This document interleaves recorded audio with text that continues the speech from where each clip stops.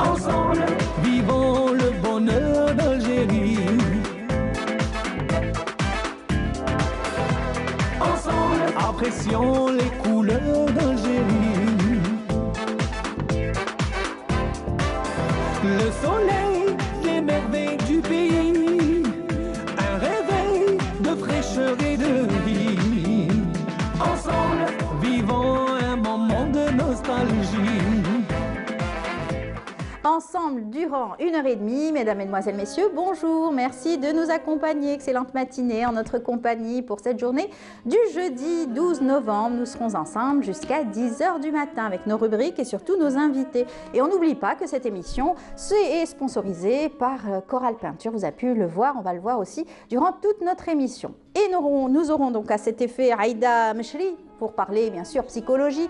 Nos rubriques sont là pour nous informer, surtout nous parler des faits et des méfaits sociaux. Donc nous allons parler d'harcèlement scolaire toujours et continuer à plus piocher et surtout creuser dans cette thématique. Avec Aïda Mechri, nous aurons Rahim Abdelaziz, il nous fera découvrir une région, surtout s'intéresser à l'archéologie de notre pays. Il nous emmène du côté de Tarf, découvrir le cap Segleb, et c'est un cap qui était appelé par les marins le cap roux. Nous allons tout à l'heure le décortiquer également avec Rahim Abdelaziz à travers son reportage.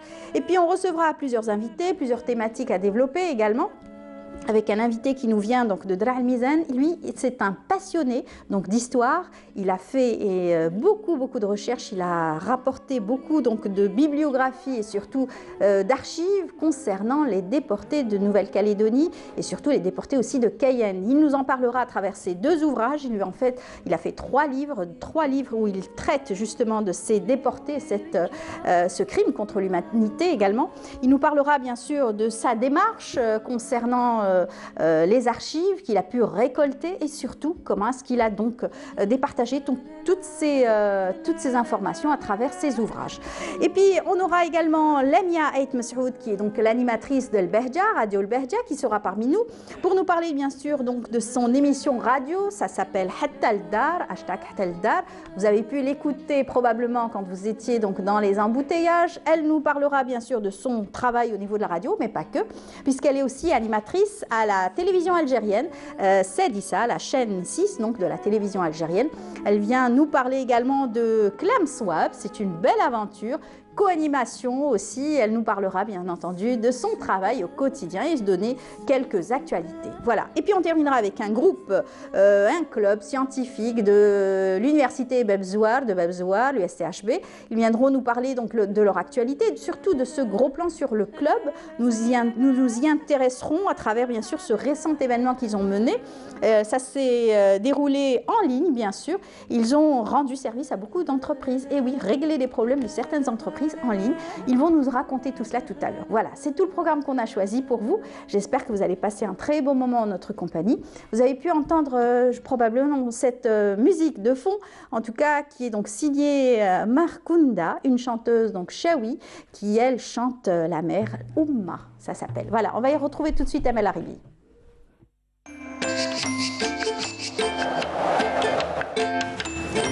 La météo vous est présentée par Mobilis.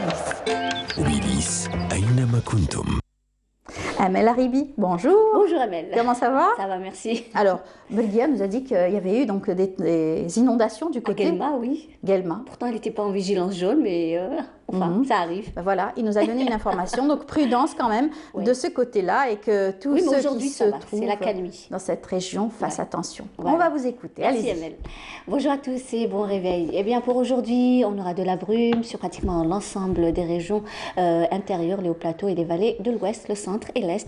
Puis le ciel restera dégagé à partiellement voilé sur les régions de l'ouest et le centre, avec une alternance d'éclaircies par contre et des passages nuageux sur l'est du pays. La moitié sud, eh bien, le ciel restera dégagé à peu nuageux, du Nord Sahara vers les oasis, également le Sahara oriental, le plus souvent voilé vers Tindouf, partiellement nuageux sur la Saoura. Ailleurs, le ciel restera dégagé à partiellement voilé, avec des soulèvements de sable, comme toujours, du Sahara central vers l'extrême sud. Les températures, quant à elles, eh bien, seront plutôt basses, sur l'intérieur, plus exactement à Djelfa avec 16 degrés seulement, 17 à Al-Beir des Batna, 20 degrés Tizi Ouzou 22 Constantine, 24 Alger, Oran et Tlemcen, 22 Annaba, 22 également à Béchar, Gardaya, 21 Biskra, 26 degrés à Elizi, 29 à Drar, Insalah, 28 à Tindouf et 31 degrés le maximum toujours à Bodj, Bedi Mokhtar et Ngzam.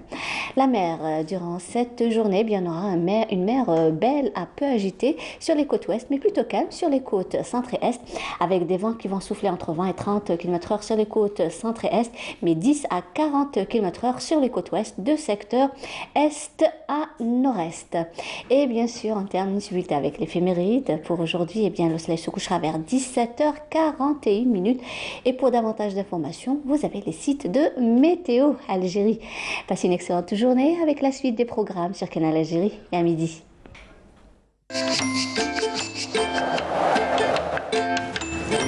La météo vous est présentée par Mobilis. Mobilis, أينما كنتم. Voilà, merci beaucoup. C'est moi qui vous remercie. On va vous dire aussi bon week-end parce qu'on va vous retrouver tout à l'heure midi et 19h, mais en tout cas, ça sera la dernière journée aujourd'hui. Exactement. On retrouvera déjà Mina Abed demain, oui. Parfait, donc bonne journée à vous. Également. On vous laisse repartir avec une belle chanson. Avec plaisir. Encore une fois, on se pose des questions sur notre avenir, l'avenir bien sûr de nos enfants. C'est donc la chanson de Où va le monde maman. Le groupe Zginga, rappelez-vous, ils venaient donc de Suisse, c'était des Algériens qui donc avaient fait donc cette chanson et bien d'autres chansons, et ils étaient venus nous les présenter dans Bonjour d'Algérie. On les salue, j'espère qu'ils continuent dans ce domaine musical, j'espère qu'on aura l'occasion bientôt de les recevoir, pourquoi pas. Allez, on vous laisse écouter cette belle chanson, on se retrouve juste après. Où va le monde maman, la nuit qui tombe bleu sur nos vies? Où va le monde maman, l'indifférence, la jalousie? Où va le monde maman, les innocents qui payent le prix? Où va le monde maman, j'entends la planète, le mot qui crie. Maman, elle me fait plus rire cette triste comédie. Maman, le monde est pourri et je ne sais plus qui je suis. Papa, la douleur me serre le cœur. Papa, le jour où t'es parti, je crois qu'on m'a enlevé le cœur. Et elle m'écœure, cette mascarade ne fait rire que les mauvais. Le bien, le mal se mélange comme si ensemble ils chantaient. Je pense à tous ces enfants qui n'ont plus de famille. Je dis bien tous ces enfants qu'on laisse au fond d'un puits. Le destin me serre le cœur dans cette grande comédie. Le spectacle continue, c'est ça le cirque de la vie. Maman, je sais pas combien de temps je pourrais garder mon calme, car ils m'ont jeté de l'essence et me menacent de leur flamme. C'est que notre vie qui se parie se joue en pétrodollars ou en narcodollars. Milliardaire ou clochard, danser la valse de l'argent, complètement hypnotisé. Maman, où va ce monde? Je n'arrive plus à l'aimer. Où va le monde maman, la nuit qui tombe bleu sur nos vies? Où va le monde maman, l'indifférence, la jalousie? Où va le monde maman, les innocents qui payent le prix? Où va le monde maman, j'entends la planète, le mot qui crie. Où va le monde maman, la nuit qui tombe bleu sur nos vies? Où va le monde maman, l'indifférence, la jalousie? Où va le monde maman, les innocents qui payent le prix? Où va le monde maman, j'entends la planète, le mot qui crie. يا يما يا الحنينة كبرتينا وتعبتي علينا، قولي لي وين راهي رايحة هاد الدنيا الحزينة، قولي لي وين راهي رايحة بينا. نكتب صباح وعشية النعاس طار عليا، ما رانيش قادر نغلق عينيا، نخمم في ناسي أهلي ووالديا. الغربة ضاقت بيا وما عرف شنو هي النتيجة النهائية. العالم راهو دم، لازم عليك تفهم تخمم يا بنادم قبل ما تندم. كتر الكلام وعايشين في الأحلام، العالم راهو في آلام وكل يوم يموتوا آلاف الصبيان. راحت الثقة وراح الأمان كيما قالوا لنا الزمان، يا فلان يا فلان. العالم راهو في دمار وما بقاش وقت القمار، رانا كاع عايشين في كوشمار. يا نمار يا نمار. Où va le monde maman, la nuit qui tombe sur nos vies? Où va le monde maman, l'indifférence, la jalousie? Où va le monde maman, les innocents qui payent le prix? Où va le monde maman, j'entends la planète, le mot qui crie. Où va le monde maman, la nuit qui tombe bleu sur nos vies? Où va le monde maman, l'indifférence, la jalousie? Où va le monde maman, les innocents qui payent le prix? Où va le monde maman, j'entends la planète, le mot qui crie. Tous ces enfants qui n'ont pas de parents, ces des millions de petits innocents, que ce soit au Congo, en Afghanistan. Où va le monde, maman? Y'en a qui rient, y'en a qui pleurent, y'en a qui naissent, y'en a qui meurent, qui vivent dans la joie, y'en a qui vivent dans la douleur, qui vivent dans le bonheur, dans la terreur. Y'en a qui prient, y'en a qui chantent, qui vivent dans des châteaux, les autres qui vivent sous des tentes. Y'en a qui agissent, y'en a qui pensent, certains qui bossent, tous les autres qui dansent, ceux qui survivent, y'a ceux qui dansent, ceux qui sont dans la souffrance. Oui. Voilà, c'était Où va le monde, maman? On se pose toujours la question. Aïda va nous répondre probablement, peut-être, et elle va nous parler aujourd'hui d'une thématique dans sa rubrique psychologie, la thématique du harcèlement scolaire. On avait commencé à en parler la semaine dernière et on va continuer à un petit peu plus élaborer donc cette thématique et en parler avec détail. Bonjour. Bonjour Aïda. Amel. Comment ça va? Très bien. Très bien. Alors c'est une thématique qui revient chaque année pratiquement. C'est vrai, avec la rentrée scolaire, on parle beaucoup. Bon, cette année, je pense que le Covid a un petit peu mis un peu plus plus d'intérêt peut-être autour de cela, mais le fait y est toujours, on parle toujours autant aussi d'harcèlement. On parle de harcèlement, mais on parle aussi de cette dynamique de petits jeunes enfants là qui se chamaillent, le conflit, comment ils se tiraillent, comment ils peuvent chercher leur place, comment on peut vraiment redynamiser, voir les choses. Est-ce que c'est une défaillance dans l'éducation, l'accompagnement de nos enfants? Parce que probablement il y a beaucoup de familles, il y a beaucoup d'adultes qui n'accompagnent pas leurs enfants dans leurs petits soucis. Donc voilà, si il y a quelqu'un qui te bouscule, rapidement les parents vont demander à leurs enfants de se protéger, de se bagarrer pour avoir cette place, de ne pas les laisser faire. Mais on ne se rend pas compte que des fois on est piégé par ce phénomène qui est le harcèlement. Et souvent cette partie de force là, cet équilibre de force peut balancer nos enfants dans des situations très difficiles, là où c'est difficile de récupérer les enfants et bien sûr dans le processus d'apprentissage et il faut faire scolaire. attention. Et comment pouvoir donc déceler ces agissements au niveau donc de l'école? Si les enfants ne parlent pas, s'il n'y a pas donc de faits apparents comme ça clairs, s'ils ne se plaignent pas. Généralement dans ces situations il y a un phénomène de honte, parce que si je n'arrive pas à me protéger ni réclamer, inviter l'autre à me défendre, à s'aligner avec moi pour que je puisse vraiment prendre le dessus, c'est là où c'est un sentiment d'échec, d'impuissance, c'est un sentiment de disqualification. L'adulte rapidement va se refermer contre lui-même.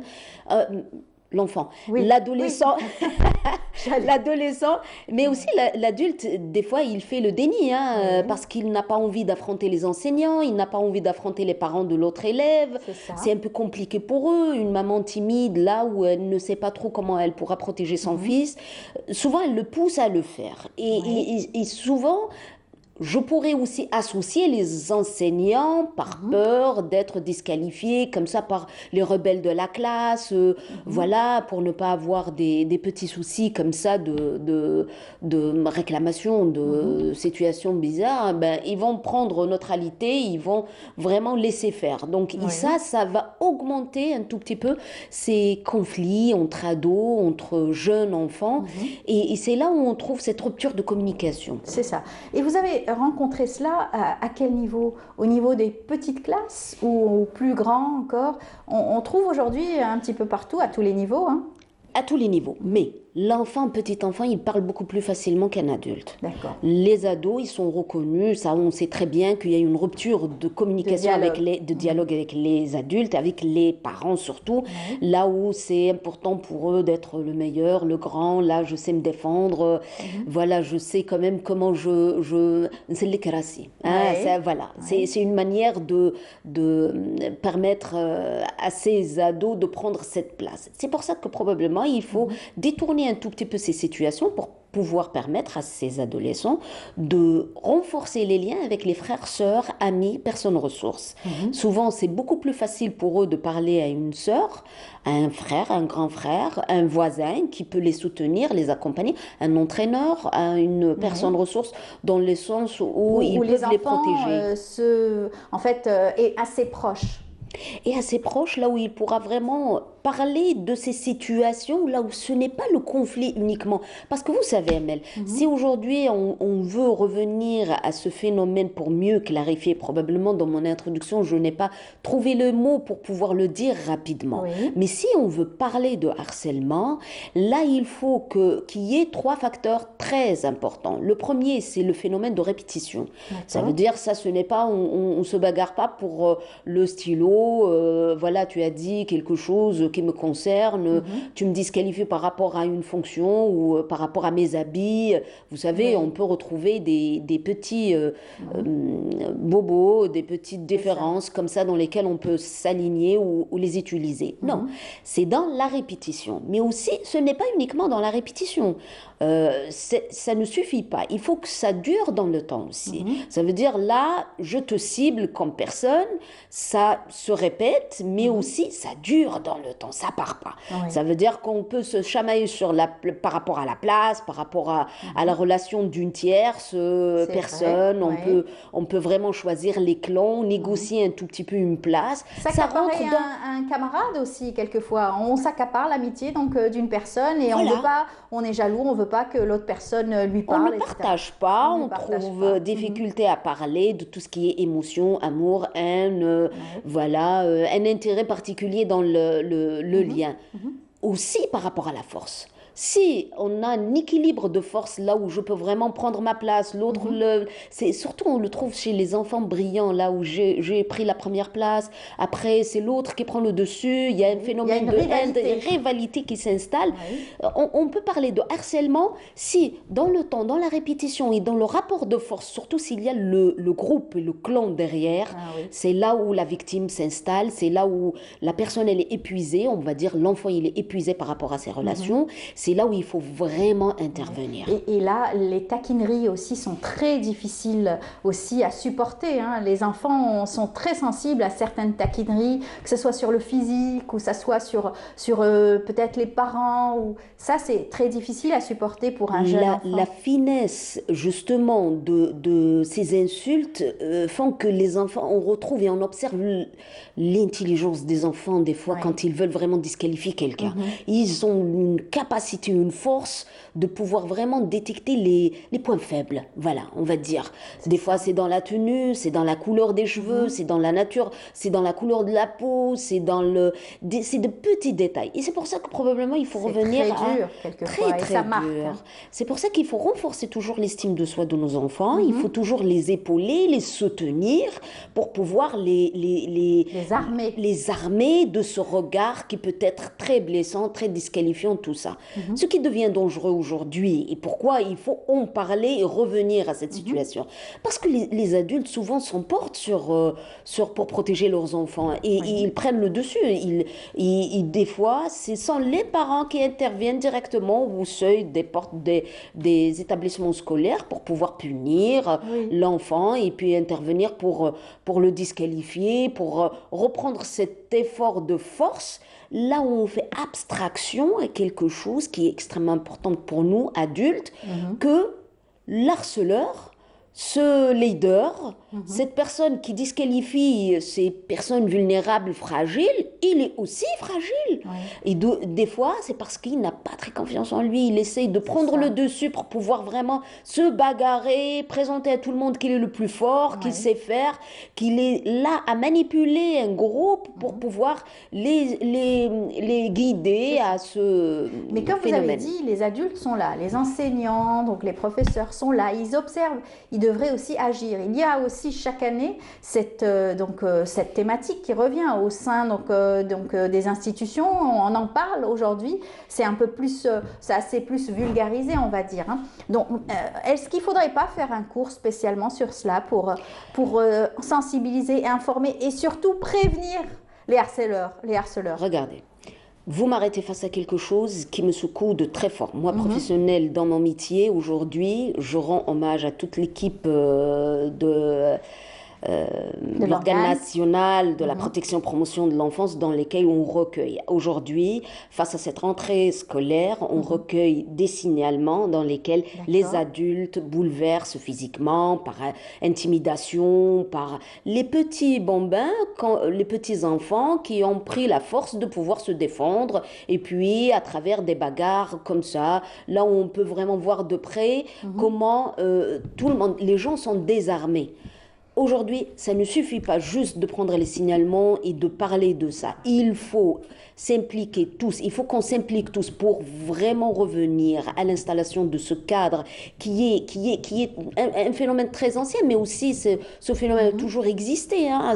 Aujourd'hui, il est un peu plus violent, beaucoup plus visible. Ce qui était entre les lignes avant, on ne pouvait pas dire que mon enfant était victime d'harcèlement, il était victime d'agression physique, verbale, d'insultes, d'humiliation. On peut peut-être remarquer qu'il y a un groupe de garçons qui le privent de son goûter et qui peuvent prendre sa trousse, mais voilà, que c'était plutôt dans le relationnel avec les enfants. Non, non, c'est un phénomène qui peut s'installer, ça peut déstabiliser un peu nos enfants, c'est quelque chose à étudier. Il faut mettre le paquet pour pouvoir soutenir ces professionnels pour qu'ils puissent comprendre d'abord que les deux enfants sont victimes d'une force là où il faut vraiment intervenir pour stopper directement. Ce qu'il faut probablement souligner un tout petit peu, c'est que souvent chez les parents, quand ils dénoncent, ils impliquent l'adulte ou ils impliquent les enseignants, pour eux c'est la baguette magique. Tout de suite il faut l'arrêter, tout de suite il faut convoquer les parents, on n'en veut plus en parler, c'est quelque chose qui va rentrer dans l'ordre. Ce n'est pas aussi facile. La nervosité aussi. Oui, et ce n'est pas aussi facile. Il ne faut pas demander aussi à ces enseignants de pouvoir réparer les choses rapidement, tout ça. Ça, c'est un travail dans les profondeurs. Ça ne suffit pas d'arrêter des situations, mais il y a la réparation de l'image qui prend beaucoup plus de temps pour pouvoir accompagner ces élèves, les soutenir. Aujourd'hui, il faut sensibiliser ces enfants dans les établissements à travers la parole de ces enseignants, pas pour dénoncer l'harceleur, mais pour accompagner la victime, pour accompagner les enfants, parce que ça, ce n'est pas un phénomène de courir pour trouver le coupable, mais c'est une réparation dans laquelle il faut qu'on s'inscrit. C'est parler de cette réparation, et on en parlera justement spécifiquement, réparation après un traumatisme ou peut-être une agression. Merci beaucoup, Merci Aïda. à vous, Amel. C'est toujours un plaisir de vous recevoir jeudi matin. Inch'Allah. Voilà. Eh bien, on vous dit bonne journée. Merci. Et puis à très bientôt, à la semaine prochaine, Inch'Allah. On va continuer notre émission. Je vous invite à vous intéresser bien sûr à la science et surtout à un élevage tout particulier, celui donc des gastéropodes. Ça s'appelle les gastéropodes, mais c'est donc l'élevage donc des escargots. La préparation, c'est Siham Kednouch, la préparation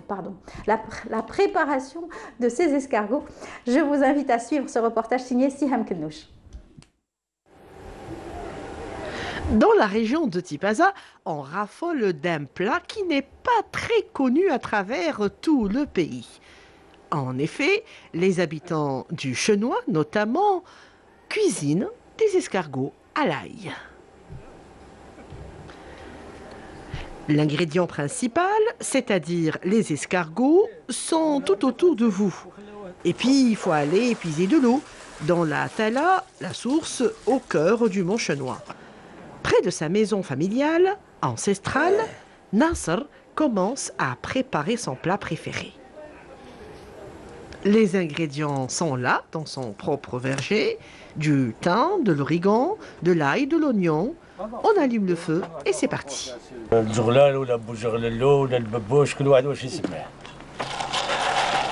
وحنا جيتنا سموها يا بوجدين. باسكو كاين البوكرار اللي يجي شويه صفر وكبير وكاين هاد البوجغللو اللي يجي رقيق وفلاقو تاعو هذا هو اللي بنين على الاخر. Une fois les escargots bien cuits, une sauce tomate aux herbes et à l'ail est préparée. Le secret de la bonne odeur qui se dégage de ces marmites, c'est ce petit bâton à côté de l'oreiller. Il s'agit de la réglise. Plat traditionnel de la région de Chenois Et il est typique parce que l'escargot, il se mange partout en Algérie, mais à Chenois, c'est une préparation spéciale. Donc, les ustensiles de la table, on n'a pas besoin. On a les épines les dards du mimosa. On va vous montrer comment on l'extrait de sa coquille. Voilà.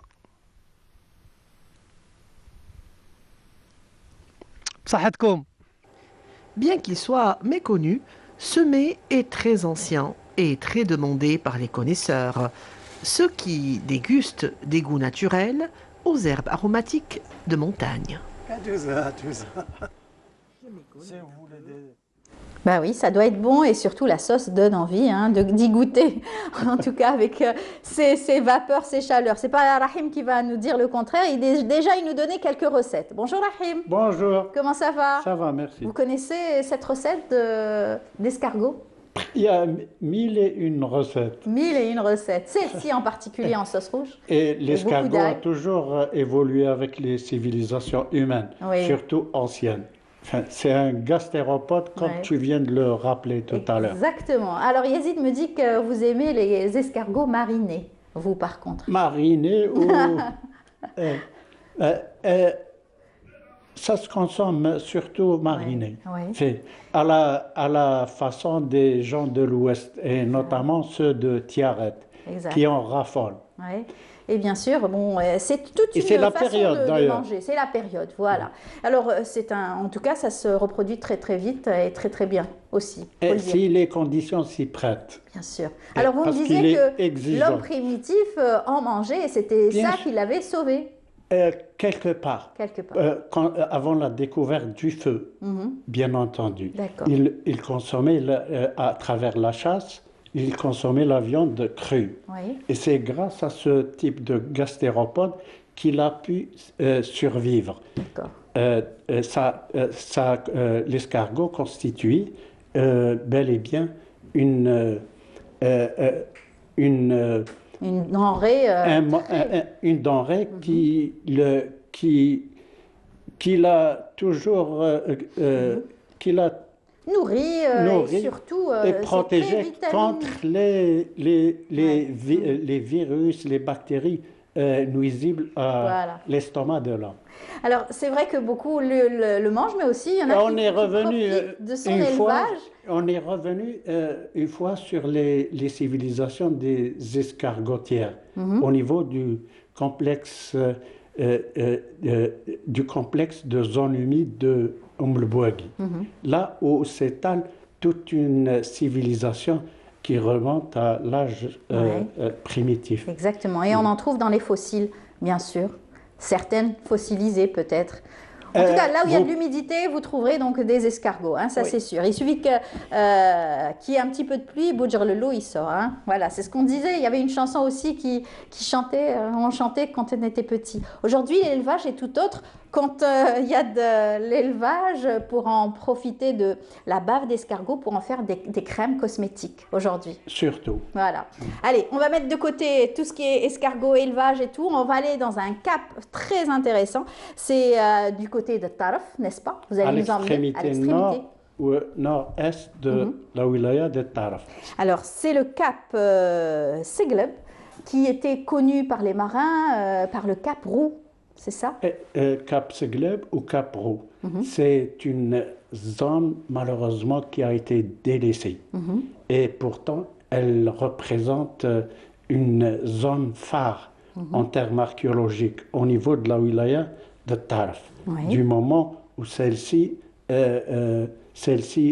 renferme et abrite de nombreux vestiges liés à différentes époques des civilisations humaines, préhistoriques, phéniciennes, antiques et moyenâgeuses. Et c'est une réplique d'un qsar aussi. Oui, c'est une première, tenez-vous bien. Une première découverte et une première qu'on va découvrir aussi. Oui, le site a été bel et bien découvert accidentellement par des bergers, du moment où Cap Segleb renferme une dense forêt de maquis et de chênes. de type méditerranéen, bien sûr. Ouais. Et à travers un incendie sporadique qui s'est déclenché, il y avait un berger qui s'est aventuré pour chercher son troupeau. Il a découvert moult pierres de taille. D'accord. Et en alertant les autorités de Souer ou Tboul, notamment la direction de la culture locale, on a eu affaire à une réplique presque à l'identique de celui existant et qui, dans la réputation, dépasse les frontières nationales, à savoir Qsar Fatma. Voilà, on va voir tout ça en images, n'est-ce pas? On va découvrir avec seulement, vous. Et pas seulement. Vous allez nous en dire un peu plus tout à l'heure. On y va à travers cette réplique pratiquement de Qsar Fatma qui est intitulée donc, le Cap Segleb. On se retrouve juste après. De la Missida apparaît le faciès ouest de Cap Segleb.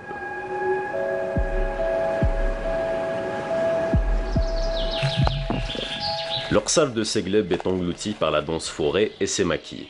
Son architecture découle du style de type opus africanis.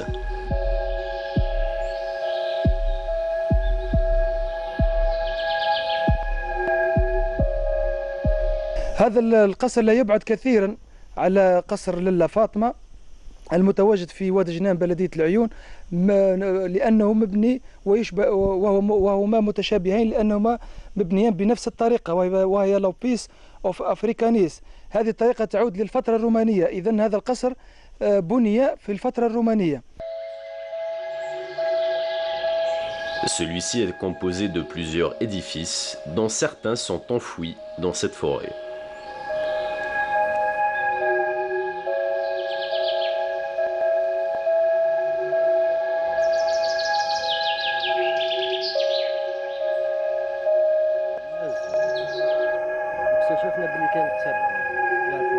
Là, il s'agit du puits romain attenant Qsar. Cet édifice hydraulique est relié à de nombreuses sources d'eau.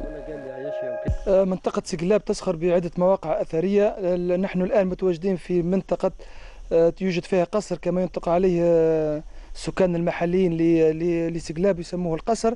هذا القصر اكتشف بعد الحرائق التي التهمت هذا الجبل، وعن طريق الرعاة اكتشفوا هذا القصر وقاموا بإخبار السلطات المحلية اللي هي بلدية السوارخ أو طبول. La découverte du site romain de Segleb est due à un hasard. Sa réhabilitation demeure plus qu'une urgence.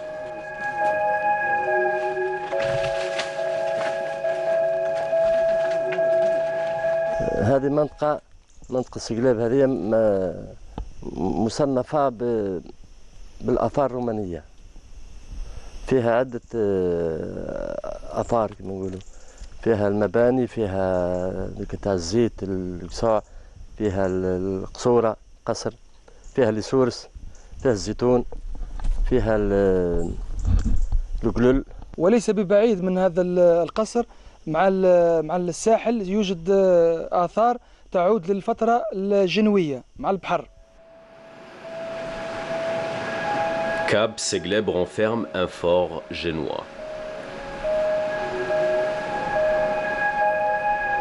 Segleb fut jadis un comptoir phénicien, puis carthaginois. Il occupe une place stratégique dans cette partie orientale de la rive sud de la Méditerranée.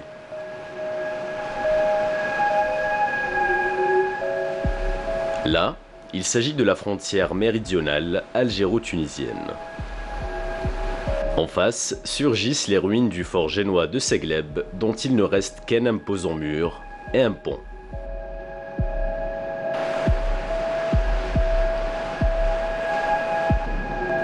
Le fort est assis à même le cap. Son accès demeure des plus malaisés, à cause du relief accidenté de ce terrain montagneux, fait de blocs de grès. Au XVIIe siècle, les Génois ont fait de ce cap une place forte pour sécuriser leur flotte commerciale et exploiter le corail de Segleb et ses parages. Segleb et ses hameaux sont à vocation agricole. Des pêcheurs locaux tirent aussi profit de ces richesses halieutiques. متحصل على كاباسيتر كبحري، ولحد الآن بعض الملفات اللي دفعناهم باش نستفيدوا من السفن للصيد، لحد الآن ما كان حتى رد بالاستفادة هذه. والمشتى هذه سقلاب اللي ما استفادتش من لحد الآن من الملجأ لركن السفن، نطلب من السلطات المعنية اللي تنظر للطلب هذا. أنا باللي أنا راني لحد الآن نستعمل في وسائل محدودة، بشومبريير، بوسائل بسيطة، ونطلب من الدولة أن تعاوننا في المهمة هذه. وأني متحصل على كاباسيتير يعني كبحري مؤهل. المنطقة هذه تمتاز يعني الواحد تاعها التاريخي، الجانب التاريخي كذلك، وعندها يعني ثراء كبير في الجانب التاريخي، جانب الآثار. Le patrimoine archéologique de Sekleb est loin d'être mis en valeur. الآثار اللي موجودة في سقلاب راهي مردومة ونطلبوا من السلطات تصنفها، تديرها مصنفة كيما القصور الأخرى يعني. Cap Sekleb reste ce parent pauvre de cette région frontalière. Son développement tarde à venir.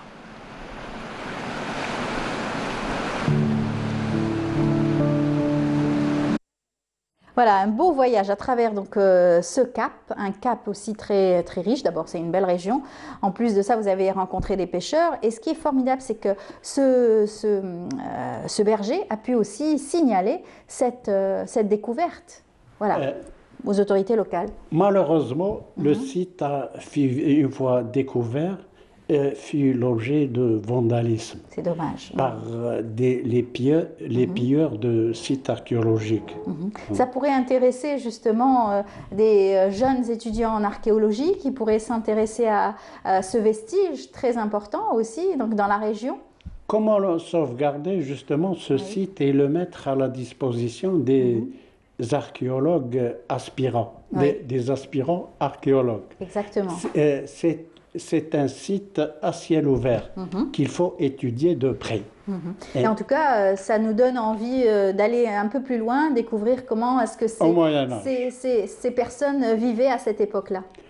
Avant, Sekleb abrite notamment d'autres sites liés à une autre civilisation, celle du Moyen-Âge, du temps où El-Qala s'appelait Tunisa. Tunisa. Et puis, plus tard, la Cale. Oui. La Cale. Et puis vous avez escaladé, bien sûr, ce fameux mont qui était quand même escarpé, le difficile fort génois de Sekleb est des plus négligés. Par contre, celui de Tabarqa ou le fort génois de Annaba, ils sont mieux préservés. Voilà, très bien. En tout cas, merci pour cette belle découverte que vous nous avez offerte ce matin dans Bonjour d'Algérie à travers donc Vestiges et patrimoine qu'on retrouvera bien entendu très bientôt. Merci beaucoup Rahim. Et il faut ajouter aussi que Sekleb, qui est une zone méridionale, n'a pas bénéficié d'un essor économique. On en reparlera. Voilà. Comme vous voulez. Merci Rahim. Voilà, on va tout de suite suivre un spot ensemble justement pour encore une fois prévenir contre cette pandémie et cette épidémie mondiale. Regardez, on se retrouve juste après. Face au virus. Tout d'abord, respecter une distance avec les autres d'au moins 1 mètre. Pourquoi ? Il ne faut pas propager le virus en évitant les contacts directs, une contamination en respirant ou par des gouttelettes. Il faut aussi appliquer les 4 gestes barrières. Tout d'abord, se laver régulièrement les mains avec du savon en comptant jusque 30. Le savon, l'eau et les frottements cassent l'enveloppe du virus et le décompose en tout petits morceaux inoffensifs. Tousser, éternuer dans le coude ou dans un mouchoir. L'éternuement et la toux projettent des gouttelettes dans l'air et peuvent contaminer des personnes ou des objets. Le coude permet de stopper la projection dans l'air et limite le risque de contamination, car contrairement à la main, c'est une partie du corps plus rarement en contact avec des personnes ou des objets. Utiliser un mouchoir à usage unique et le jeter, puis se laver les mains. Le mouchoir est contaminé, il va survivre pendant un certain temps, il ne faut pas le conserver dans une poche ou le mettre sur une table. Il faut le jeter pour qu'il emporte avec lui tous les microbes. Et enfin, saluer sans se serrer la main, éviter les embrassades. Il faut une distance d'1 mètre entre les personnes et ne pas avoir de contact. Nous venons de voir qu'il faut respecter une distance d'1 mètre avec les autres et appliquer les gestes barrières. Maintenant, testons-le. Tu vas voir 2 gestes. Quel est le bon geste ?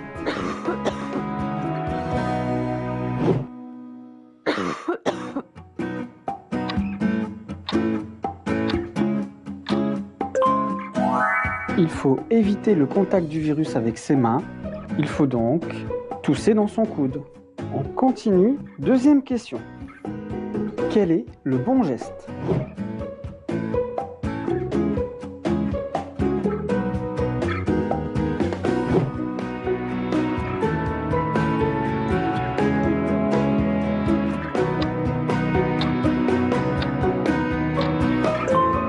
Il faut une distance d'1 mètre entre les personnes. Pourquoi et comment se lave-t-on les mains ?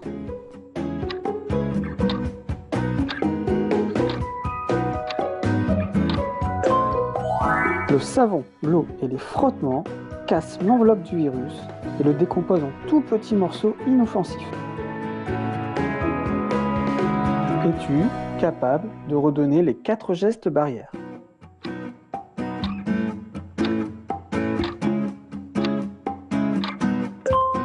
Tout d'abord, se laver régulièrement les mains avec du savon, tousser, éternuer dans le coude ou dans un mouchoir. Utiliser un mouchoir à usage unique et le jeter. Et enfin, saluer sans se serrer la main, éviter les embrassades.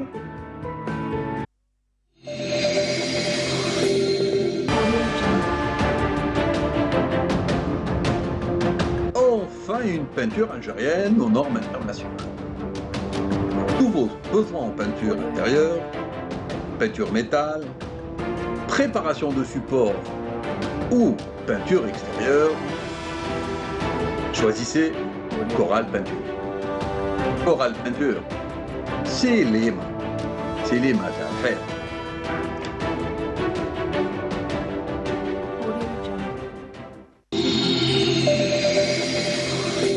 Voilà, pour rappel, notre sponsor officiel du Bonjour d'Algérie, Coral Peinture est là et il nous accompagne tout au long de notre émission Bonjour d'Algérie. Eh bien, on reçoit comme chaque fois donc des jeunes et des jeunes étudiants qui sont aussi très dynamiques. Ils représentent leur club scientifique de l'université de Bebzoua.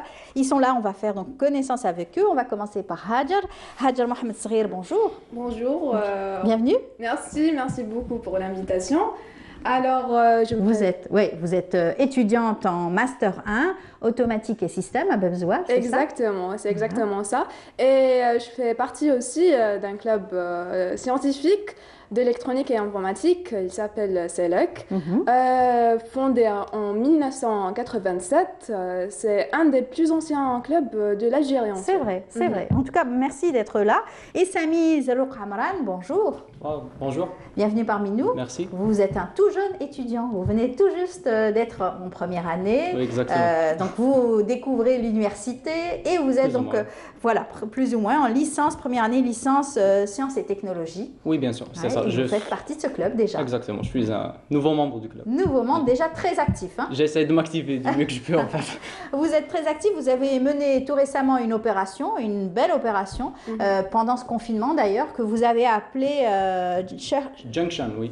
Voilà. L'événement, oui, le dernier événement, c'était qui s'appelle Junction Connected. Oui.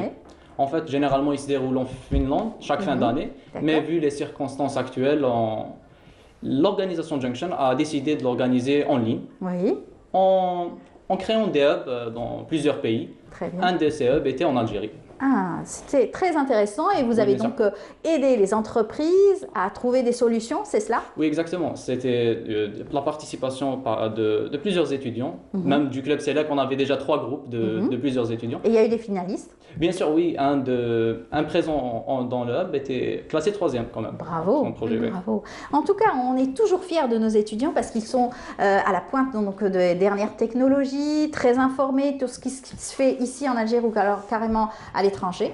Et puis, faire un gros plan. Aujourd'hui, on voudrait faire un gros plan sur votre club scientifique. Vous avez, oui, vous par exemple, Hajar, rejoint le club depuis combien de temps? Il y avait 2 ans à peu près. Mais l'année dernière, j'étais vraiment active. Alors, c'est depuis une année à peu près que j'ai vraiment intégré. Et comme il a dit, on fait l'organisation des événements comme celui-ci. C'était vraiment international. On avait fait toute l'organisation de l'Hub. Et en fait, on fait aussi des réalisations des projets d'électronique et d'informatique, des formations de programmation, tout ça. On fait aussi l'organisation des... Vous êtes content de voir votre affiche du club, n'est-ce pas? Oui. Vous êtes fiers d'adhérer à ce club scientifique très actif, surtout qui est un des plus anciens clubs scientifiques. Et on fait aussi l'organisation des conférences, des événements. Récemment, on a fait même la sensibilisation contre le cancer de sein. Alors, on limite pas vraiment juste au électronique et tout ça, mais vraiment on essaie de se voir des autres domaines pour aider les gens. Pour aider les gens et faire passer le message, c'est le plus important d'ailleurs, au sein de l'université, mais pas que, au sein donc toucher au plus nombre de la population, plus grand nombre de la population. On vous voit aussi ici, les membres de votre club, c'est ça? Oui, ça. Parlez-nous-en. C'était le dernier événement qu'on avait organisé, c'était Junction Connected. Ceux-là sont 2 membres du club, très actifs comme vous pouvez le voir. Ils étaient branchés avec Ils sont en quelle année ceux-là? L'un d'eux est un étudiant L3 automatique. Et l'autre, c'est mon camarade, Chouaib, étudiant en licence 1ST. Alors, ils ont créé une application mobile. Alors, c'est vraiment un truc immense. Voilà. Ceux-là aussi font partie de votre club.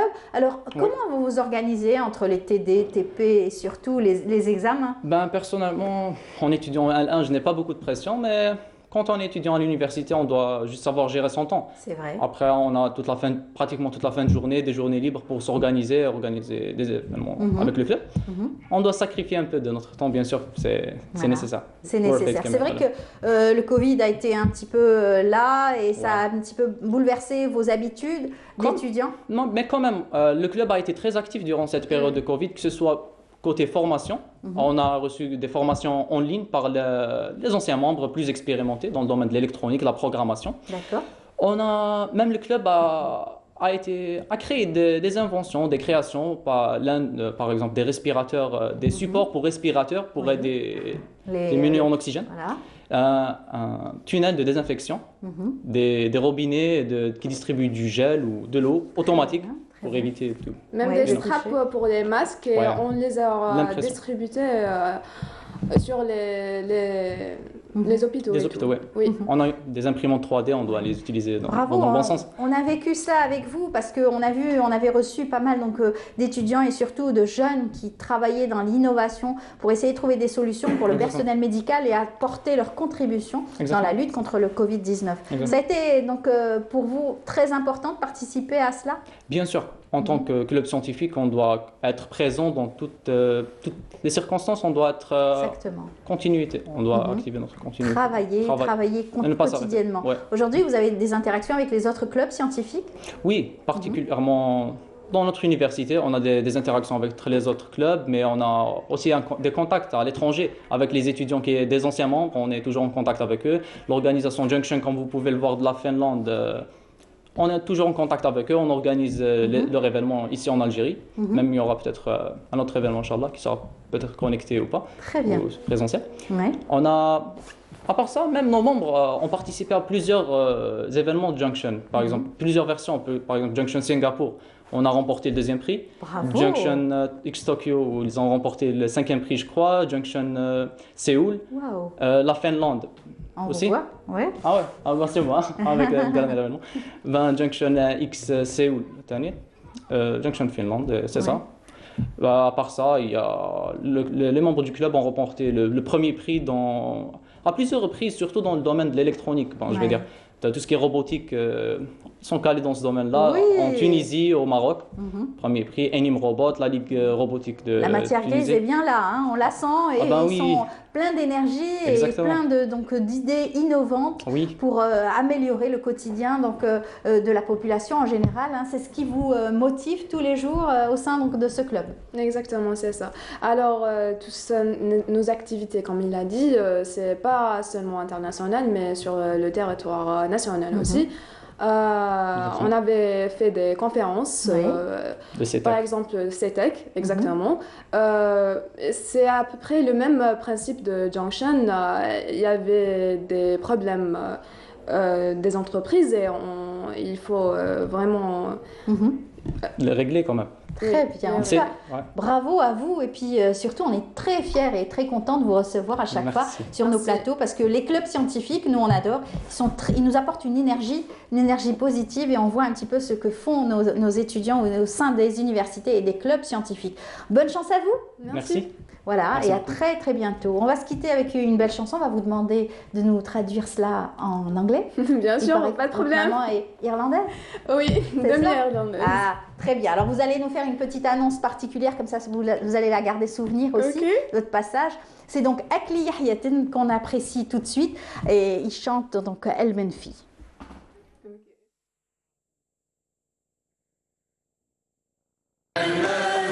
ولدك رايح ما يوليش يا ما في الصبر يا امي ما تبكيش يا ما في ولدك ربي ما يخليش يا ما في يا داخل في ست بيبان. On revient avec nos universitaires qui étaient là donc, pour annoncer cette chanson. C'est vrai qu'on aura l'occasion, bien entendu, d'écouter donc, cette chanson. Mais en tout cas, un dernier mot peut-être pour vous, allez-y. Ça fait plaisir d'être avec vous aujourd'hui. Et, je veux juste parler du club un dernier moment. Alors, on a des réseaux sociaux, c'est Select sur Facebook et sur Instagram, alors abonnez-vous. Et il y a aussi des formations gratuites sur YouTube, alors viens voir qu'est-ce qu'il y a. Voilà, et bien voilà, ça y est, c'est la fin, allez-y. Pour ma part, je tiens à remercier tous les membres ici, l'animatrice, merci beaucoup. Merci. Cette médiatisation nous encourage pour continuer. Bien sûr, et puis on sera en contact, vous aurez donc d'autres événements, on en parlera avec vous. Allez, on refait la même petite présentation. Allez-y, c'est Akli Yahyatan qui chante El Menfi. Ok. Allez-y. Okay, so Akli Yahyatan is going to sing El Menfi. C'est parfait, merci. ولدك رايح ما يوليش يا ما في الصبر يا امي ما تبكيش يا ما في ولدك ربي ما يخليش يا ما في يا داخل في ست بيبان يا ما في والسابع فيه القدعان يا ما في يا داخل في ست بيبان يا ما في والسابع فيه القدعان وقالوا لي كشي دخان انا في وسطهم دهشان الصبر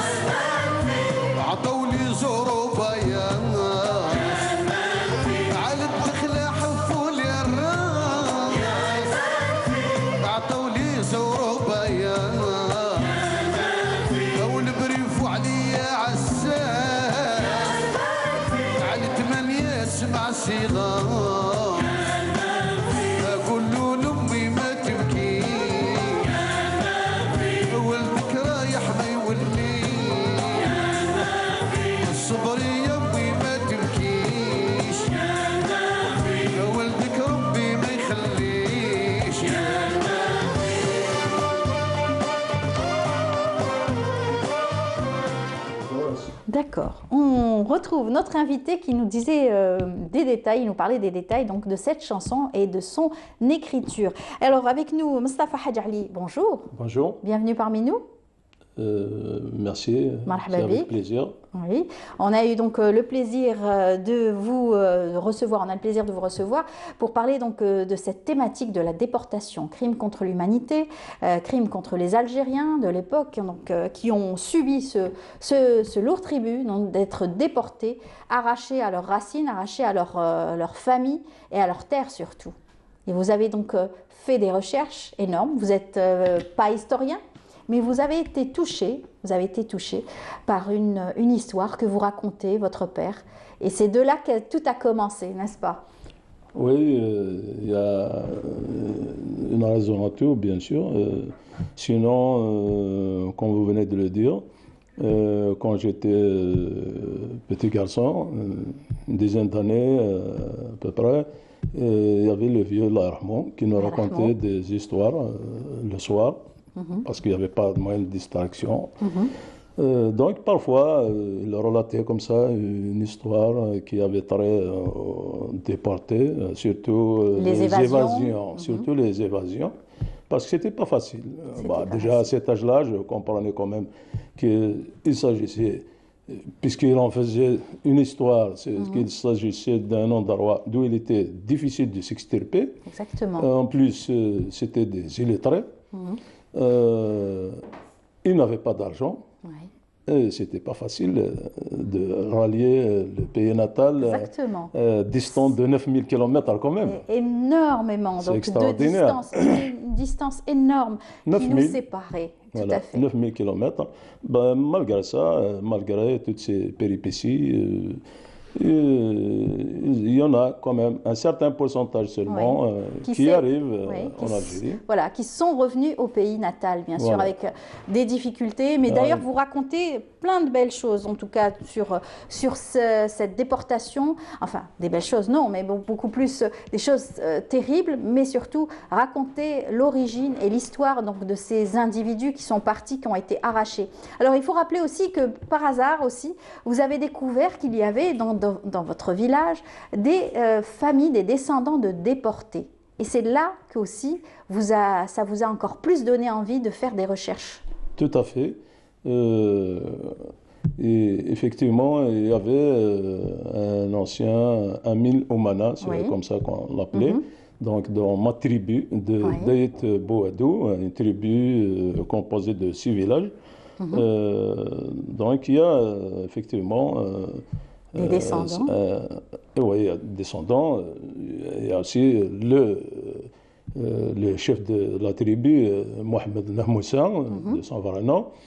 Donc c'est lui qui avait soulevé la tribu d'Etbouadou lors de l'insurrection de 1871, donc qu'il avait dirigé Drel Mizan. Voilà, c'était le chef-lieu de la commune mixte à l'époque. Pour faire le blocage de la redoute, de la caserne.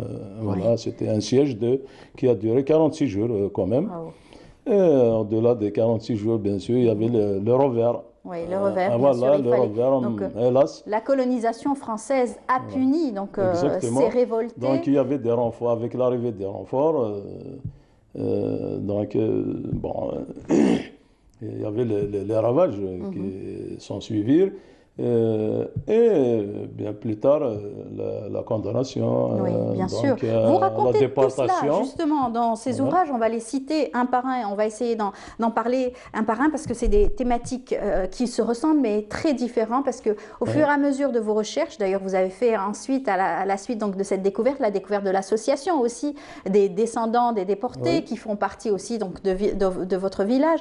Vous les avez accompagnés fortuitement, et vous vous êtes intéressé à ce sujet. Dès lors, vous avez donc fait des recherches sur Internet et vous avez eu aussi de très belles démarches.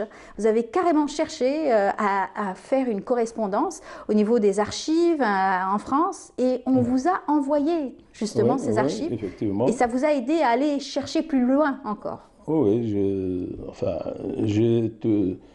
pour écrire, donc il faut savoir ce que chercher d'abord. C'est ça. Voilà. Donc, pour ce qui est des archives, voilà, c'est ça. Sinon, pour la documentation, bon, c'est ça que je voulais dire. La documentation, il faut savoir ce qu'on cherche. Exactement. Voilà, donc pratiquement, bon, ici, à notre niveau, il n'y a pratiquement plus rien.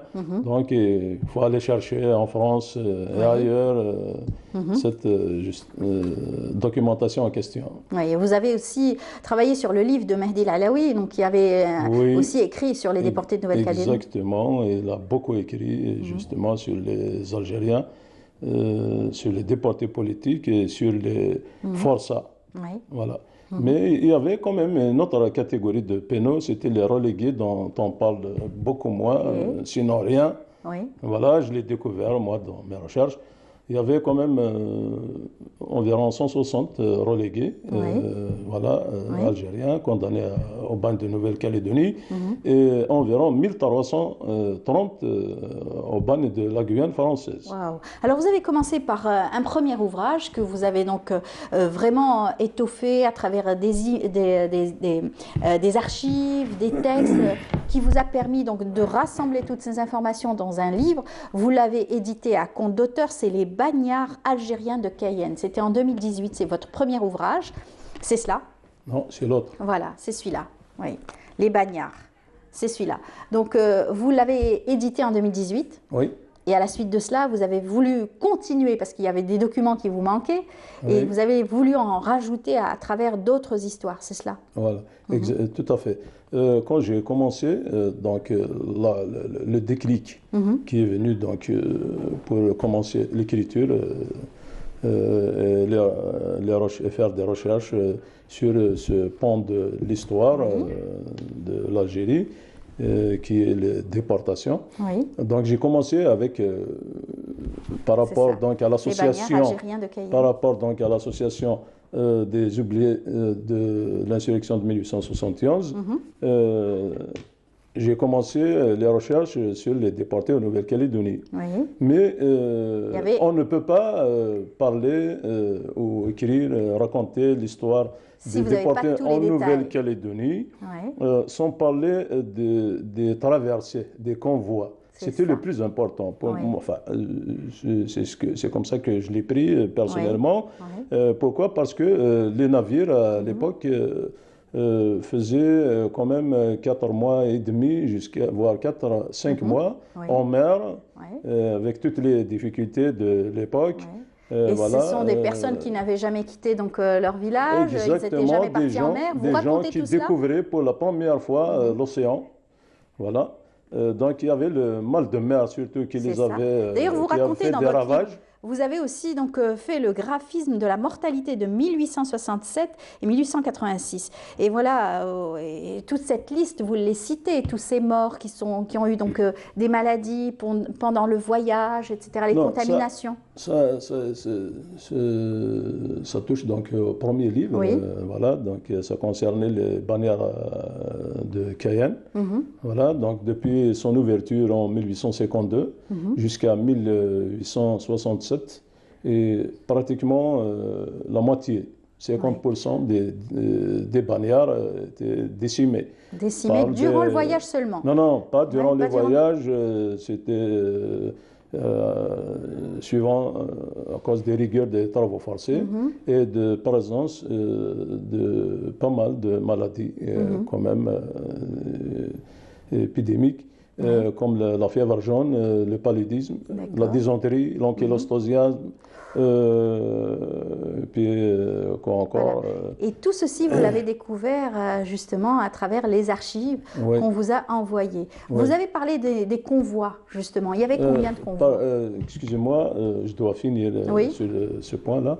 Donc en 1867, j'ai dit qu'il y avait pratiquement 50% de la population des Bagnards qui avait péri.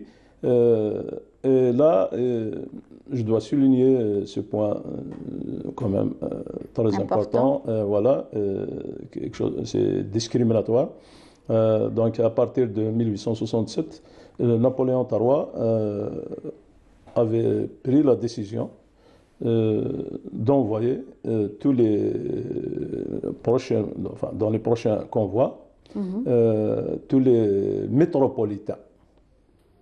Voilà. Uniquement, seulement et uniquement les métropolitains étaient dirigés au bagne néo-calédonien, où le climat était sain. Voilà. Et les coloniaux, ils devaient subir toujours, devaient entretenir le bagne de Guyane. Et c'était des coloniaux qu'ils meurent, qu'ils crèvent. Oui, c'est terrible d'entendre ça et de lire ça. C'était quand même, cela a pris quand même une vingtaine d'années. Voilà, pendant 20 ans, uniquement les coloniaux étaient dirigés au bagne de la Guyane française. Française, tout à fait. Et ça, c'est encore une fois rappeler les crimes commis par la colonisation française sur le peuple algérien. On va voir un extrait donc du documentaire de notre journaliste Yazid Aït Mahiddine qui s'est intéressé justement à ce sujet, les déportations de Nouvelle-Calédonie et qui s'appelle donc Calédoune, à travers donc le rapport entre la chanson et la poésie populaire et bien sûr cette déportation. Regardez.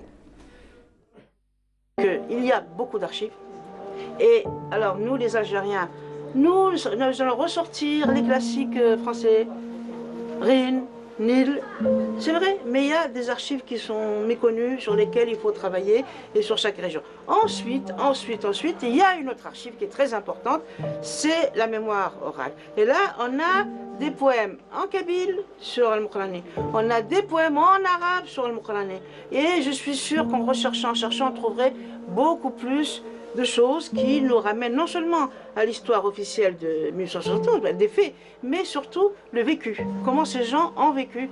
يا سايلني لا تسول خليني في حكام ربي العالمين نستنى كامل الخصايل رحل البيضاء أمام الصالحين من وحشو خاطري تهول وحش ولادي وحب سيدي جاو الاثنين راني في كالفي مجول أنا والشيخ بندوينة مرهونين فيوك خالقي تعول سلاك الحاصلين تفك من البحرين. Il y a un autre phénomène qui accentue encore cet effet-là, c'est le refoulement. C'est le refoulement. C'est-à-dire que très souvent, les anciens détenus ou les anciens déportés ne parlent pas de ce qu'ils ont vécu. Ils ont beaucoup de mal à en parler. Donc c'est un double effet. C'est un effet voulu officiellement, mais tacitement aussi, ça n'est pas dit. Mais il y a aussi les personnes emprisonnées elles-mêmes qui participent aussi à ce phénomène-là. Par exemple, vous prenez Louise Michel, La commune, mémoire et souvenirs, qui a été pourtant écrit dans le contexte de la déportation. Elle évoque quasiment jamais son vécu. 149 ans après la révolte de 1871, le ressourcement demeure un hymne à cette odyssée des océans, à ces écumes des hautes mers, à ces intérieurs carcéraux, à ces Khalidounes, ces Khalidounes, ces éternels qui ont rompu avec le désordre colonial. 1871, une année charnière dans le long processus de l'histoire de l'indépendance de l'Algérie. Voilà. On a pu voir donc un extrait du documentaire. On voit donc beaucoup d'intervenants qui parlent donc de cette partie et surtout de ces chants populaires, cette poésie populaire. Vous en avez traité aussi dans votre ouvrage. Oui, il me semble que l'historien parlait des poèmes de Mohamed Belkhair. Voilà, Mohamed Belkhair était condamné, je pense, il était arrivé au dépôt de Calvi. C'était un centre d'internement pour déportés politiques qui avait ouvert ses portes d'ailleurs en 1871 lors de l'insurrection dite de Mokrani et de Cheikh Hamdan. Voilà. Donc Mohamed Belkhair était de Zouled Sid Cheikh, condamné lors de la deuxième insurrection de Zouled Sid Cheikh, donc plus connue sous l'insurrection de Bouamama en 1881-82. Et c'était un grand poète, Mohamed Belkhair. Et vous l'évoquez aussi dans votre ouvrage. Alors vous m'avez dit qu'il y avait aussi de sortes aussi donc de déportés. Il y avait donc ceux qui avaient commis des vols et ceux qui avaient été condamnés parce qu'ils s'étaient révoltés. Voilà, il y avait, je vous ai dit tout à l'heure qu'il y avait 3 catégories de pénaux. Il y avait les déportés politiques, il n'y en avait pas beaucoup, malheureusement, même si la plupart étaient ceux pris dans les différentes insurrections populaires. Mais on avait accordé un nombre restreint parmi eux le statut de détenu politique. Voilà, comme en Guyane, par exemple, la plupart étaient enfin, tous étaient des condamnés de droit commun, donc des forçats et des relégués. Mais parmi les forçats, il y avait des révoltés, de 3 ou 4 insurrections. Spolié les terres, ceux à qui on avait donc pris donc leurs biens surtout et qui s'étaient révoltés. Ils s'étaient soulevés plutôt. Et pour les punir, justement, on les avait donc... le régime en place. Donc pour les punir, bien sûr, ils étaient non seulement... ils devaient s'acquitter d'un tribut de guerre faramineux à chaque fois, suivi de séquestres, de la position de séquestre sur tous leurs biens et mobiliers. Et en plus, et tout ça est couronné par la déportation. Oui, les déportations. Et il y avait même ceux qui n'étaient pas déportés qui étaient obligés de payer aussi une amende élevée à l'époque.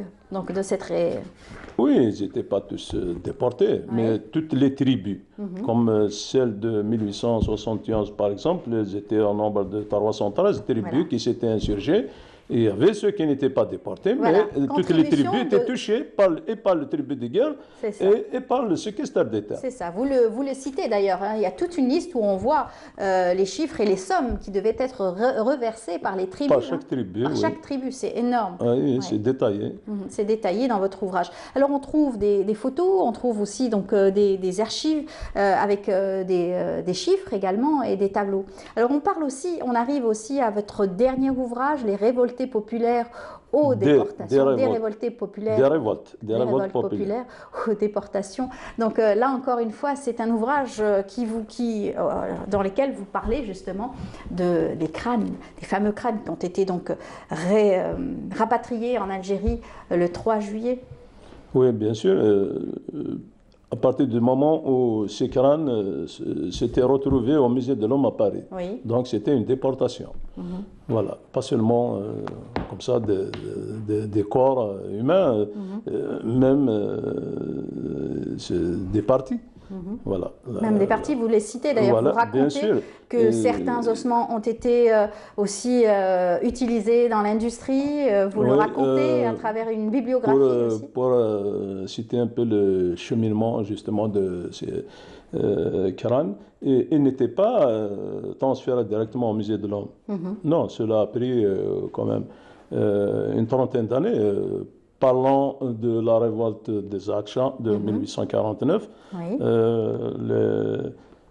donc pas seulement de cela, donc tous les crânes étaient... Bon, il y avait des décapitations. Voilà, les têtes étaient acheminées, étaient livrées à un médecin militaire. Un médecin militaire qui avait... donc, en dehors de son cabinet médical à Constantine, il avait en parallèle un laboratoire. Et comme il n'y avait pas de moyens de conservation à l'époque, il a trouvé quand même une astuce. Et les enfouissait dans un amas de poudre de charbon. Et ces têtes-là étaient restées conservées dans la poudre de charbon pendant une trentaine d'années quand même. Voilà. Ça, c'est encore une fois rappeler toutes ces exactions qui ont été faites sur jusqu'à sa mort. Voilà, il s'appelait le docteur Vital. Jusqu'à sa mort en 1880. De là, donc, il y avait son frère René, qui n'avait absolument rien à voir avec la science, ça le dérangeait. Voilà. Donc, il y avait un ami de la famille qui était médecin, lui aussi. Qui faisait le commerce justement de ces restes mortuaires. Alors, lui a dit, s'il vous plaît, débarrasse-moi de tous ces squelettes qui dérangent. Et c'est comme ça que voilà, et c'est lui, ce médecin-là, qui les a transférés au musée de l'Homme à Paris. Oui. Alors ça, encore une fois, c'est un crime. Avoir droit donc, à une sépulture digne, c'est encore une fois un droit. Donc, pour tous les prisonniers déportés, en tout cas, ça fait partie donc, de ces crimes contre l'humanité faits par l'armée française. Merci beaucoup. On n'a pas pu tout dire sur ces ouvrages, mais on les trouve au niveau donc, des bonnes librairies. Vous avez écrit ces ouvrages à compte d'auteur. Ouais. En tout cas, merci d'être venu spécialement pour notre émission. C'est moi qui vous remercie. À très bientôt. Ouais, Inch'Allah. Voilà. On se retrouve dans un tout petit moment, juste après ça, avec notre dernier invité.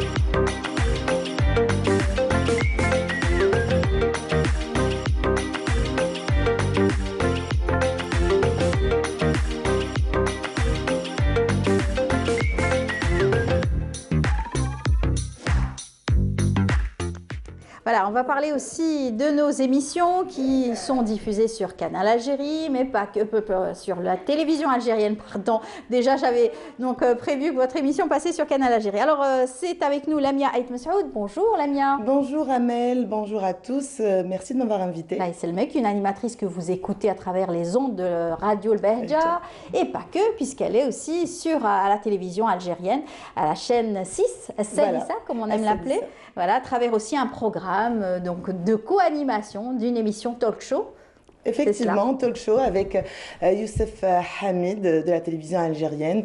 C'est une nouvelle aventure, un retour à la télévision algérienne, un talk show avec des invités, des chroniqueurs, voilà, tout ce qui peut intéresser ceux qui veulent regarder la télévision à partir de 21h tous les mardis sur Al-Qanet Sadissa. Voilà, c'est une belle aventure. Vous aviez commencé aussi à Studio Live, vous aviez donc eu beaucoup d'invités, des artistes qui venaient, qui défilaient, avec lesquels vous avez l'habitude, hein, parce que les artistes, vous les connaissez pratiquement tous. Vous avez fait la promotion de beaucoup d'entre eux, beaucoup d'artistes. Vous continuez toujours dans ce même registre pratiquement. En fait, vous êtes passionné par la musique. Je suis passionnée par la musique. Déjà, je suis née dans la musique. J'ai une sœur qui chante, un papa qui joue. Inès, qu'on l'aime beaucoup. On l'embrasse si elle nous regarde, Inès. Je l'embrasse très très fort, Inès. Et puis aussi, j'ai un papa qui joue de la musique, des cousins aussi qui sont dedans.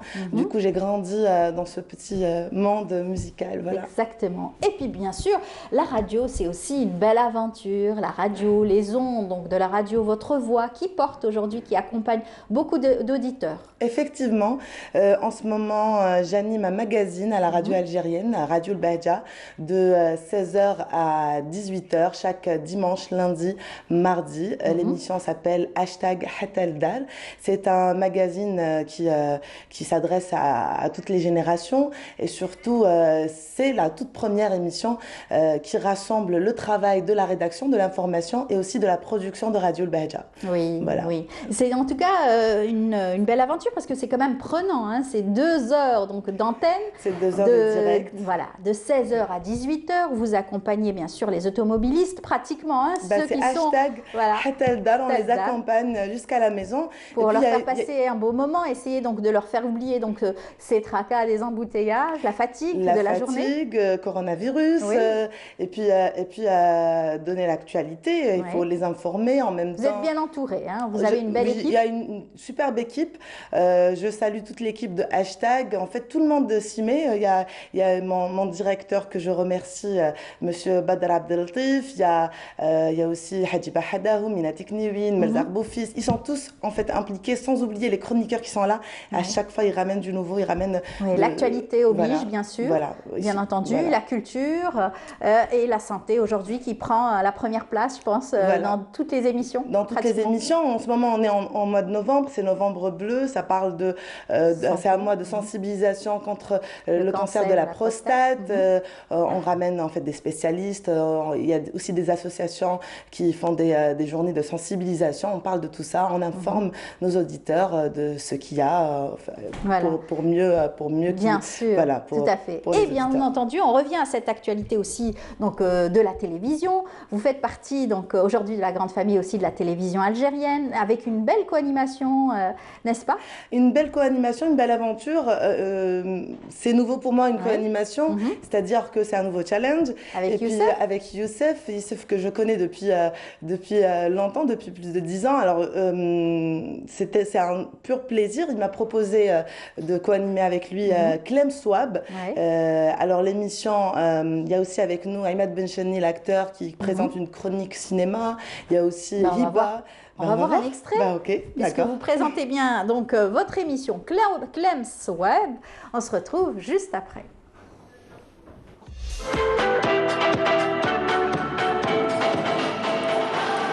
الموسيقى الشابة والوعرة اللي نبداو بها. مساء الخير عليكم، مرحبا بكم معنا من خلال برنامجكم كلام صواب.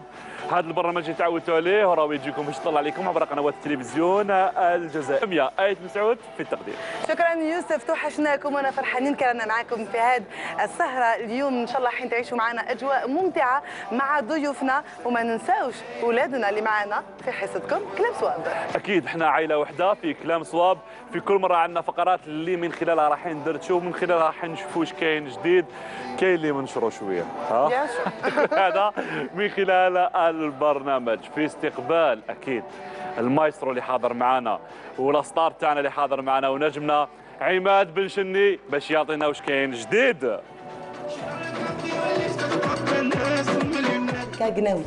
Africa Gnawi, et vous allez nous en parler d'ailleurs. Hein. C'est un bel extrait, on vous voit très dynamique tous les deux sur scène, avec bien entendu, ça venait juste de commencer. Voilà. Et bien sûr, vous aurez donc vos invités tout autour. Et alors, Africa Gnawi, c'est une belle aventure, bien sûr. À la musique, et la musique africaine qu'on adore. Et puis, on essaye d'accompagner aussi les auditeurs chaque mercredi de 18h à 19h avec de la musique africaine. C'est vrai. Voilà. Ça, encore une fois, c'est encore retour aux sources. Hein, à travers cette belle émission et surtout informer les auditeurs. Ça, c'est votre passion, donc vous le faites assez facilement, la musique. Je pense, oui, assez facilement, parce que quand on aime ce qu'on fait, je pense que on ne sent pas que, on n'a pas le sentiment de travailler ou de faire quelque chose de lourd. C'est vraiment une passion. Et puis, c'est difficile aujourd'hui de trouver donc des thématiques quand on prépare un programme. Tout dépend.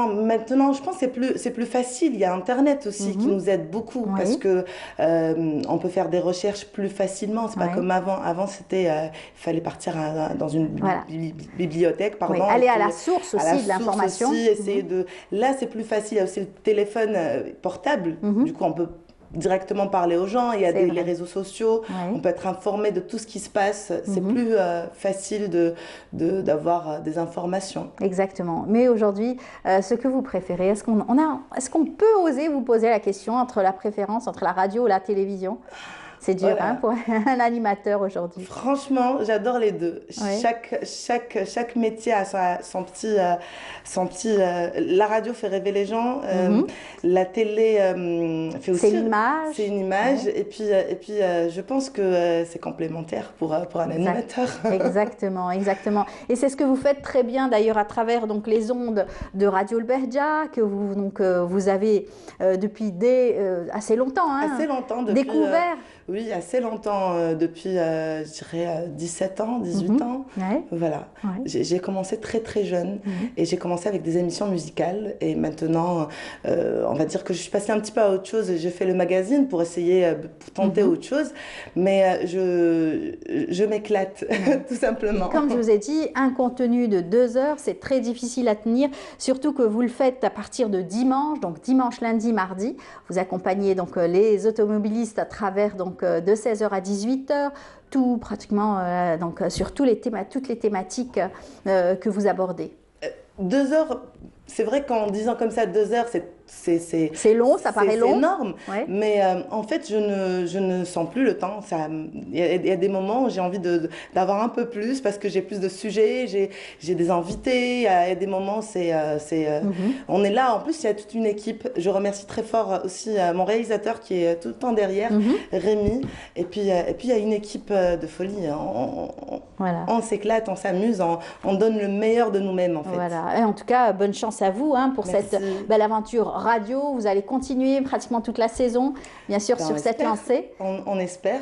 On va accompagner nos auditeurs toute la saison et puis on verra d'ici l'année prochaine. Ouais. Et bien sûr, ça continue aussi avec Youssef, Inch'Allah, à travers aussi d'autres programmes, aussi à la télévision, pourquoi pas, avec bien de belles propositions. On l'espère aussi, on l'espère. Voilà. Et bien entendu, on n'oublie pas le rendez-vous avec Africa Gnawi. Gnawi, chaque mercredi de 18h à 19h sur Radio Al-Bahja. Et surtout, donner envie aux auditeurs de vous écouter, ce rendez-vous qui vient chaque fois raconter une belle histoire autour de la chanson Gnawi. Je pense qu'on est africains, on est tous concernés, ça parle de musique africaine, de Gnawi, de Telgi, de Diwen et aussi de toute l'Afrique. Voilà, c'est une belle histoire. Très bien. Un dernier mot peut-être, merci à vous, Amel. Je remercie toute ma famille qui me regarde en ce moment, mes parents, et puis Inès, Karim et tous mes collègues de Radio Al-Bahja. Nous, ce qu'on peut vous souhaiter, c'est toujours de continuer, d'être toujours au top, surtout. Et puis, bonne chance pour ce que vous faites. Merci beaucoup. Merci beaucoup, Lamia. À très bientôt. Voilà, on est arrivé à la fin de l'émission. J'espère que vous avez apprécié cette émission. N'oubliez pas, notre programme continue sur Canal Algérie. Ne ratez pas l'émission C'est son show ce soir avec Lilia Bkhaled. Elle rend hommage à Smaïl Hanni, qui nous a quittés donc cet été, et surtout elle recevra donc sa fille Hana Hanni. Donc ne ratez pas sur Canal Algérie ce soir à partir donc de 21h. Et bien entendu, bonne continuation sur bien sûr notre chaîne Canal Algérie. Et puis bien entendu, on remercie notre sponsor officiel Coral Peinture. Quant à moi, je vous dis merci beaucoup de nous avoir suivis. À demain avec Nour Houda Bouzegao à partir de 9h du matin. Bonne journée à vous tous et merci à toute l'équipe. Au revoir.